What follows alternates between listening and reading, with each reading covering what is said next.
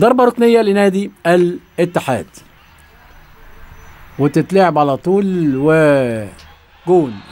بقول لحضراتكم اهو ده المرسي بيقول لي اسكت بقى اهو، قلع في نيته الراجل وقال لك فين محمود بكر ده يصيدني من الصبح.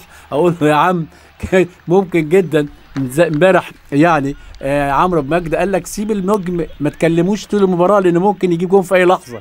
المرسي جاب جون في اللحظه دي وتقدم الاتحاد بهدف لا شيء للمرسي، ولكن لازلت بقول ان محمد حمدي صاحب الفضل الاول في اعطاء الجرعه الهجوميه. بص حضراتكم جعفر راجع ورا عشان يغلط. جعفر راجع ورا، جبتك يا عبد المعين تعني لقيتك عاوز تتعان. جعفر صلحها للمرسي والمرسي خطفها حلو قوي عشان يتقدم الاتحاد. ابراهيم تتقطع الكوره يقطعها محمد عادل، وخد محمد عادل رقم 33 خد تعليمات من عمر وساري انه يروحوا يمسك محمد. يا سلام يا سلام يا سلام.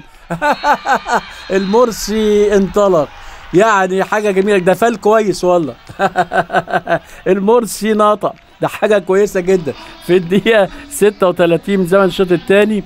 وحمدي يعمل تمريره من تمريراته، محمد حمدي يعمل تمريره من تمريراته، المرسي يتفوق على نفسه اهو. ادي حمدي مش مرسي بقى يقول له مش اهو. بص هذا انا بحيي جهاز الكوره بتاع الاتحاد، استغل نقطه الضعف في ناحيه الشمال وانطلق منها حمدي 100 مره، ومرسي صلح اوضاعه اخيرا.